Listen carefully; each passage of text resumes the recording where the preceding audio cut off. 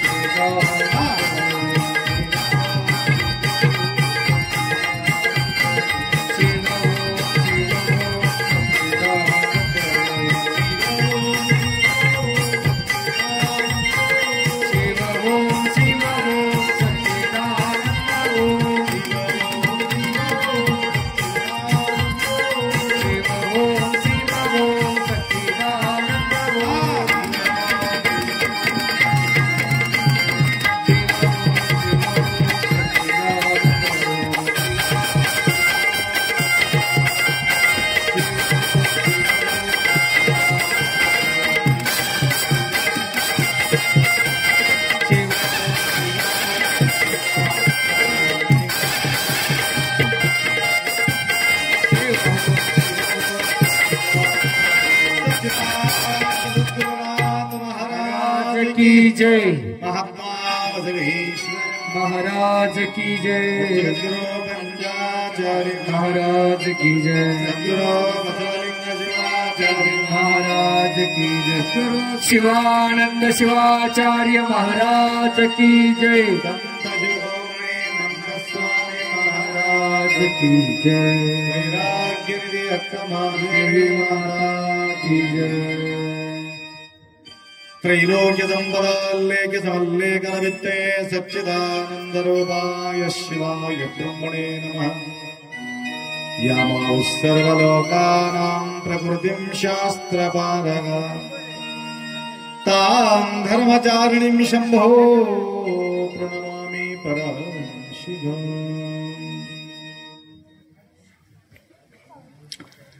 वागर्थविव सम्पृक्तो वागर्थ प्रतिपत्तये जगतपितरौ वंदे पार्वती परमेश्वरौ। त्रिकालवंदनीय प्रातस्मरणीय पूज्य गुरुवर्यांचं स्मरण करू।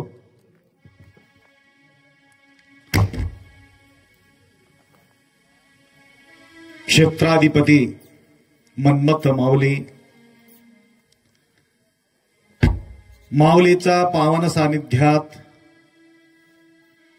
अखंडपणे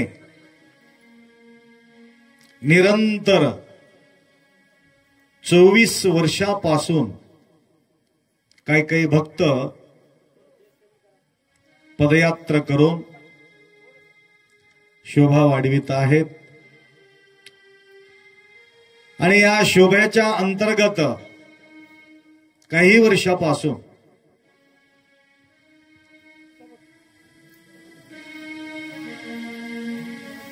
सत्कार करून घेतलेले घेणारे लोक थकले, परंतु करणारा मात्र थकलेले नाही।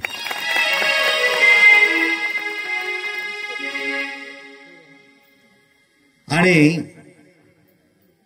अजून काही भक्त शिल्लक राहिलेले आहेत, त्या सर्वांचा सत्कार वस्त्र अर्पण करून कपिलाधार सुक्षेत्राच्या ठिकाणी तुम्हा बाकी उरलेले सर्वांचा सत्कार करायचा आहे। हे लाल लाल दिसू लागले की नाही असं समजून घेऊ नका आमच्या डोकं रिकामा राहिले, परंतु सगळ्यांच्या डोकं भरून आपल्याला काढायचं आहे। लाईनला उभा राहिल्यानंतर सगळ्यांना त्या ठिकाणी सत्कार करून हे भगवान रंग म्हटल्यासारखं त्या मन्मथ माऊलीचा पावन सानिध्यामध्ये 24 वर्षाचा पर्व काळ त्या ठिकाणी आपल्याला साजरी करायचा आहे। तर माऊलीचा कृपा आहे। वाटामध्ये पाहिला असेल तर तुम्हाला पाणी भरून होते. सुरेश माने मला सांगत होता, आप्पा झडकून काढले हो 3 वाजता पाणी, भयानक पाऊस पडले म्हटले. आम्ही आनंदानं त्या ठिकाणी त्या कार्यालयामध्ये गुरु महाराजांचं प्रवचन ऐकत होतो. शोभायात्रा आपला सुंदर रीतीने धारूर नगरी पण साजरी केलं होतं. जो व्यक्ती अत्यंत निष्ठापूर्वक प्रयास केलेले आहे, हार मानलेले नाही, निष्ठा ठेवून ज्यावेळेस ते निघालेले आहेत, अशा भक्तांच्या मनोकामना तर पूर्ण होत आलेले आहेत. तरी वाटामध्ये आपल्या सेवा करणारे अनेक भाविकांच्या जीवन मी पाहिलं तर आनंद वाटते. आणि या तरनळ्ळी या गावामध्ये गेल्या वर्षी तुम्हाला परिचय करून दिलो, तर कोलेवाडीला आपला मुक्काम राहत होता. एक वेळ हे वट्ट तर बांधून ठेवले आम्ही, पहिले हे वट्ट बी नव्हते. त्या कोलेवाडीमध्ये काय केले होते, इटगी रचकून ठेवले होते, इटवर मला बसविले त्या ठिकाणी. मी त्यावेळेला बोललो, विटेवरी उभा पांडुरंग, विटेवरी बसा थमलूर महाराज म्हणल्यासारखं का झालं. त्या ठिकाणी अंतरून टाकून ज्या ज्या ठिकाणी तुमच्या सर्व भक्तांच्या पाऊल पडलेले आहे त्या ठिकाणी त्यांच्या कल्याण झालेले आहेत. एकमेव उदाहरण काही भक्तांना माहिती राहत नाही, तर या ठिकाणी मला सांगावंच लागतं. तर माने सुरेशांच्या जीवन पाहिलं, गंभीर परिस्थिती. तर माऊलीला आश्रय देवावा म्हणून काही वर्षापूर्वी मला आश्रय त्यांनी दिले, तर सेवा करत राहिलं. तर आई म्हणायचं त्यांची, आमच्या मुलाला काही संतानाचा भाग्य होईल का आप्पा. आता बरेचसे ठिकाणी आम्ही जातो, आप्पा आपल्याकडे यावं लागते, बिलकुल येतोच म्हणतो आम्ही. ये ना म्हणून कसं म्हणतोय, त्याप्रमाणे त्या मातांना मी म्हणायचं, बिलकुल होणार म्हणजे होणार, काही काळजी करू नको म्हणायचं. आम्हाला एक रात्र काढायचं सांगून जायचं, काही दररोज काही तगादा लावणार आहे का. अजून ज्यावेळेस वर्ष पुढी आपण पॅम्पलेट घेऊन निघाले हे लोक, त्यावेळेस आम्हाला आई विचारते म्हणून डुगडुगी राहायचं मध्ये. तरी सुद्धा माताजी विचारायचं, आणि ते सुरेश म्हणायचं, कशाला आप्पाला त्रास देता तुम्ही, देव देत असेल तर कधीतरी होईल, काळजी करायचं नाही म्हणायचं. आणि त्यांच्या जो भाऊ होतं, त्यांच्या नाव मला माहित नाही, तर त्यांना 11 मुली आहेत. 1 2 3 4 5 6 7 8 9 10 11. 11 मुली आहे आप्पा, मला काय करायचंय. त्या लेकराला पालन पोषण केलं, माझंच ते लेकर आहे ना, अजून काय पाहिजे. एवढं विशाल भावना असणारा जो व्यक्ती, किती वर्ष, 1 वर्ष नाही, 2 वर्ष नाही, 3 वर्ष नाही, 4 वर्ष नाही, 5 वर्ष नाही, 6 वर्ष नाही, 20 वर्ष अखंड आई विचारत राहिले. मी बी अखंड त्याला सांगत राहिलो. 1 वर्ष असं आढळलं आम्हाला, लक्ष्मणराव पाटील म्हटले, आप्पा त्यांच्या घरी तुम्ही जाऊ शकत नाही. काय झालं हो म्हणले, जायला जमत नाही म्हणले. झालं ते काहीतरी झालं काय ते सांगा. नाही, त्यांच्या बायकोच्या डिलिव्हरी झाल्यामुळं तिथं जाता येत. बघा, 20 वर्ष ते हाक मारत राहिले, आम्ही त्यांना सांगत राहिलो. तर त्या ठिकाणी एवढं गंभीर परिस्थिती त्या मानांचे, तर आज 5,000 रुपये त्यांनी कोणाच तर व्याजानं घेऊन ती एक छोटासा डब्बा लावले होते. दुकान कुठं लावतात माहिती आहे तुम्हाला?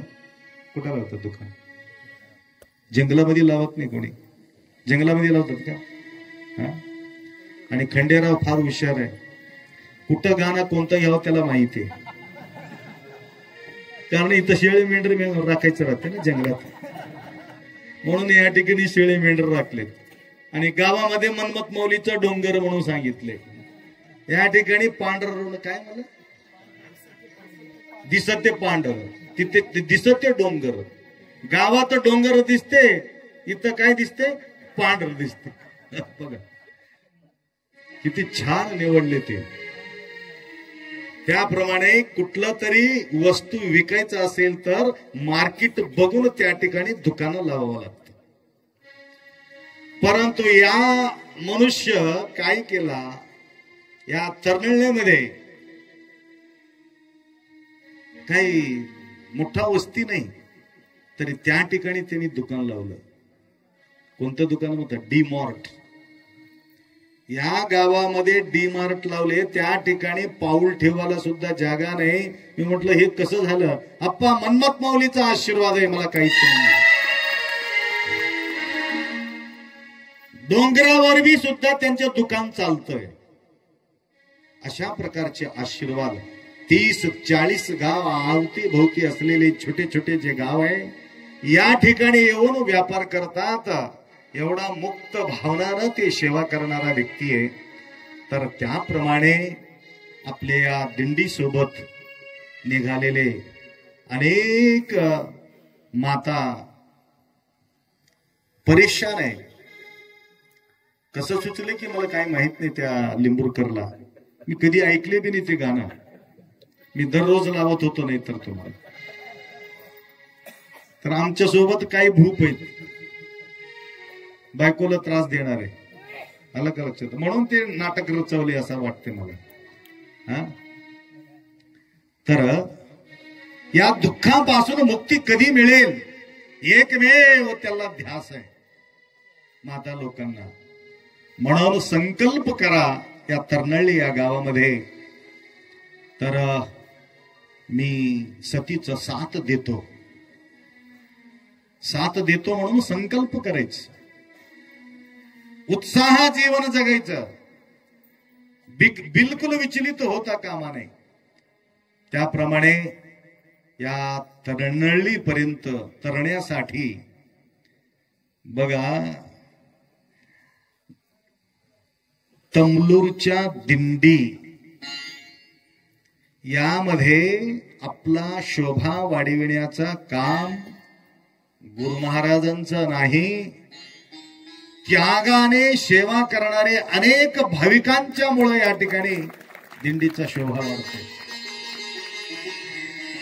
हे काय छोटे छोटे कलाकार नाही, गंगाधर वगैरे सगळे प्रताप वगैरे जे काही छोटे छोटे कलाकार नाही, बरेचसे दिंडी निघतात.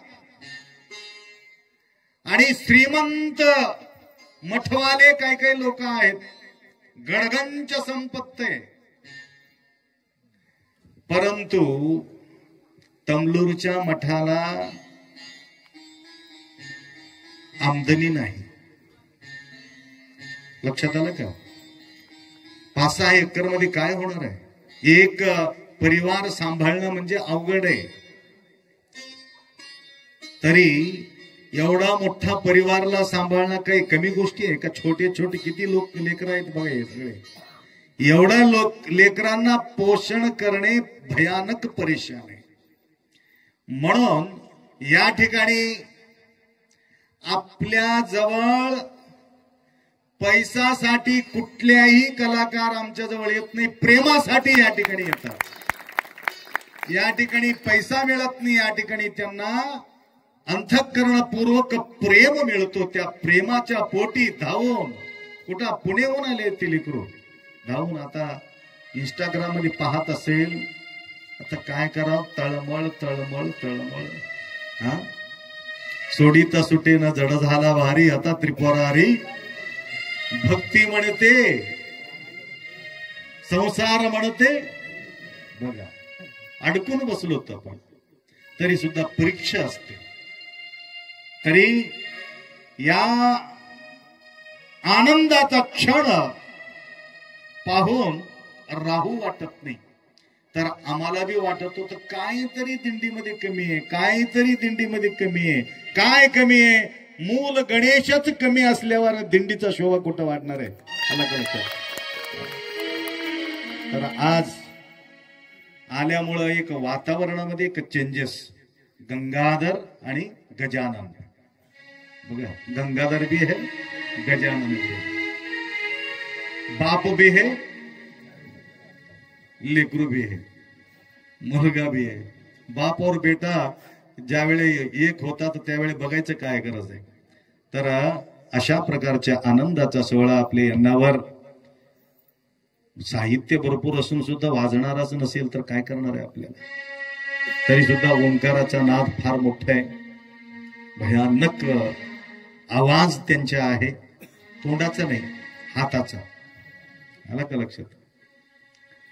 त्यांनी परवा म्हटले, मी बोलत नाही महाराज, मी बोलायला लावतो म्हणले. लक्षात आलं? तर अशा प्रकारचे जो कलाकार, अनेक कलाकार आहे, सगळ्यांचं नाव या ठिकाणी घेणं अवघड आहे. आपले आलूरचे महेशजी सुरुवात करत असताना फार सुंदर रीतीने गणेशाचं नाव घेऊन त्यांनी सुरुवात करत होते दर दिवस. त्याचप्रमाणे खंडेराव, तर आता यांच्याबद्दल तुम्हाला बोललो, तर त्यांनी ज्यावेळी माईक घेतल्याबरोबर त्यांना बोलायचं अगोदरच नाचायला सुरुवात करतात. आणि काही लोक त्यांच्या गाण्याचा इंतजार करत राहतात. आमचे मोहन विभूतीराव तर नाचण्यासाठी मुद्दाम तर्नळीला या ठिकाणी आले. आलं का लक्षात? फार खुशी आहे त्यांना. तर असा आनंदाचा सोहळा या ठिकाणी भरपूर सांगायचं असून सुद्धा या ठिकाणी मी सांगू शकत नाही.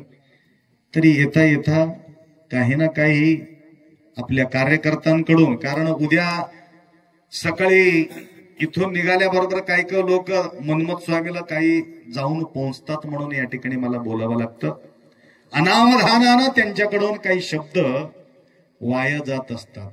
सवयी लागलेली असते ना शिव्या देऊन, म्हणून त्या ठिकाणी ते सवयी लागल्यामुळं एक दोन गोष्टी तुम्हाला बोलला असेल किंवा थप्पड बी दिला असेल. लक्षात आलं का? एक मोठा माणूस होतं, त्या एक 2-3 वर्षापूर्वी मोठा माणूस होतं. त्यानं काय केला, ते हे होतं कढाई, त्या कढाईमध्ये पोहा करून ठेवले, जाऊन हाताने घेऊन एक जोरदार पडल दिशी दिले. मोठा माणूस होता. परंतु मारल्यानंतर एवढा पश्चाताप होऊन गेले कार्यकर्त्याला, घळघळ रडवलं. कसं रडतात? काय झाले? माझ्याकडून मोठं चूक झाली आपा. काय नाही, तिथं जाऊन क्षमा मागा, झाला, संपलं काम. तर अशा प्रकारचे काही वेळेला गडगेकर महाराज हातामध्ये दंडा राहत होता, परंतु माझ्या हातामध्ये दंड बी नाही. मला रागच येत नाही. काय करू? आलं तर ते माझ्या समोर ते टिकतच नाही. वज्रादपी कठोर आणि मृधोनी कुसुमादपी. वज्रासारखं कठोर, कधीतरी बांब फुटते. आमचं बी लक्षात आलं का? सहजासहज फुटत नाही. फुटल्यावर तो माणूस शिल्लक त्या ठिकाणी राहतच नाही. तर हे बघा, लेकराला आई थप्पड मारते त्यांच्या हितासाठीच मारते, शिव्या देते त्यांच्या हितासाठी शिव्या देते.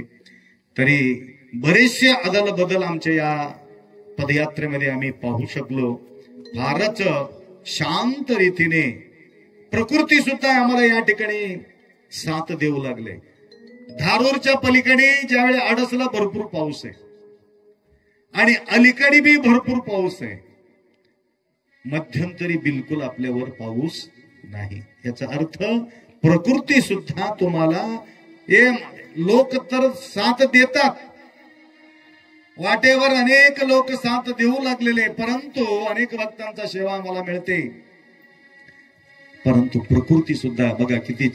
चांदाला बी वाटू लागले, मी बी थोडा हे भजनाचा आनंद घ्यावा म्हणून चांदोबा सुद्धा त्या ठिकाणी आपल्याला पाहत आहे. आपल्या दिंडीला परवाच्या दिवशी नजर लागू नये म्हणून मन्मथ माऊलीला मीही सुद्धा मागू लागलो.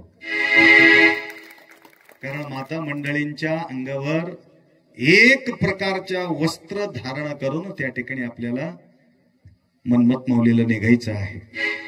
तर ज्या मातांना आतापर्यंत वस्त्र पोहोचलेले नाही त्यांनी कपिलाधार मध्ये सुद्धा तुमचा सुविधा करता येते.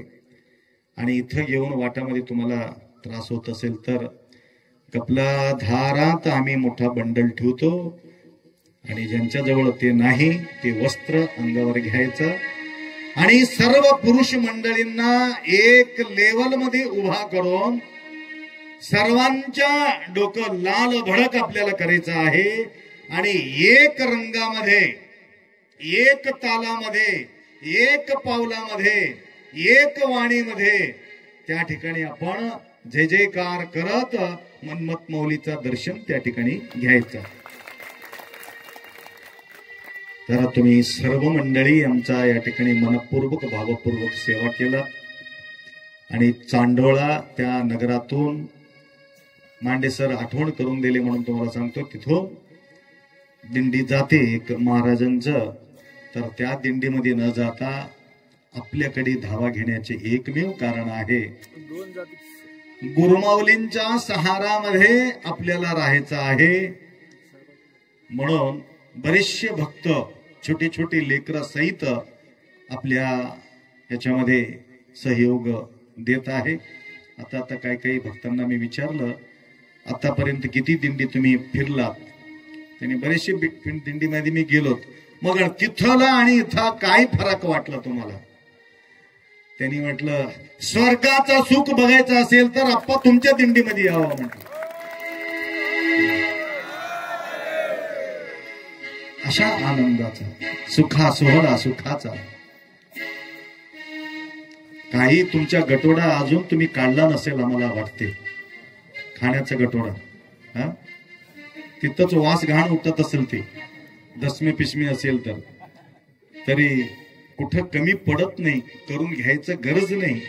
अजून सुद्धा माऊली पर्यंत कुठल्या प्रकारच्या अडीअडचणी आपल्याला नाही. तरी रात्रभर बोलत बसलं तरी सुद्धा मला अपुरा वाटते. आणि लवकरात लवकर उद्या आपण पोहोचून दुपारीच्या वेळेमध्ये सुद्धा वेडामध्ये आपल्या कार्यक्रम होणार आहे. यावर्षी भरपूर पाऊस पडल्यामुळं नदीमध्ये भरपूर पाणी आहे. त्याकरता थोडा जागृत जास्त आत न जाता कडाला बसून आंघोळ करून घ्या. शुचिरभूत व्हा आणि शुचिरभूत होऊन पारायण कुठं तिथंच करायचं की इथं करायचं. शाळेमध्ये पारायण करायचं आहे. लवकरात लवकर तुमच्या गाडी वगैरे गेला असेल. उद्या शाळा सुरू आहे. तर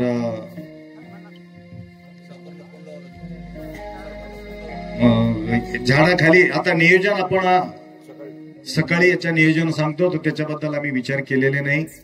तर नदीच्या किनारीवर सुद्धा बसून आपण पारायण केलं तरी बी चालते. आणि तदनंतर प्रसादाच्या व्यवस्था कुठं करायचं ते बघून घेऊन आपण तुम्हाला लक्षात आणून देतो. तर एवढा अपेक्षा व्यक्त करतो वेळाच्या अभावी न जास्त सांगता. तर आता काय करायचंय गजानन. नाही माझं संपलं. पुढे काय करायचंय तुमचं अजून काय आहे का मला. अच्छा या ठिकाणी एक विशेष अच्छा माझं मी शेवट करतो तुमचं तुम्ही शेवट करा. सांब जय नमः पार्वती शिव हर हर हर.